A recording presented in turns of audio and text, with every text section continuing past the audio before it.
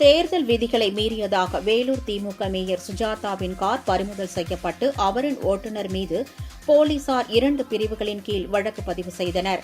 வேலூர் சத்துவாச்சாரி ஆஞ்சநேயர் கோவில் பின்புறமாக இருக்கும் மாநகராட்சி வணிக வளாகத்திற்குள் கடந்த 19ஆம் தேதி இளைஞர்களை அழைத்து தேர்தல் நடத்தை விதிகளை மீறி திமுகவைச் சேர்ந்த வேலூர் மேயர் சுஜாதா மறைமுகமாக அரசின் சார்பில் வழங்கப்படும் விளையாட்டு உபகரணங்களை வழங்க முயன்றதாக மாவட்ட தேர்தல் அலுவலரும் மாவட்ட ஆட்சியருமான சுப்புலட்சுமியிடம் அதிமுக வேலூர் மாநகர் மாவட்ட செயலாளர் அப்பு புகார் அளித்துள்ளார்.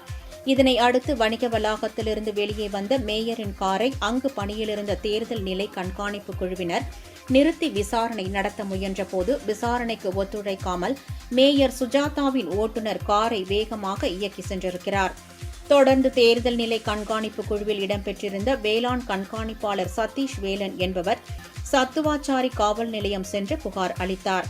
புகாரின் அடிப்படையில் BNS 173 தேர்தல்கள் தொடர்பான லஞ்ச குற்றம் மற்றும் BNS 132 அரசு அலுவலர்களை அவர்களின் அலுவல் கடமைகளை செய்யவிடாமல் தடுத்தல் ஆகிய 2 பிரிவுகளின் கீழ் மேயரின் ஓட்டுநர் மீது போலீசார் முதற்கட்டமாக வழக்கு பதிவு செய்து மேயர் சுஜாதாவின் காரை போலீசார் பறிமுதல் செய்தனர்.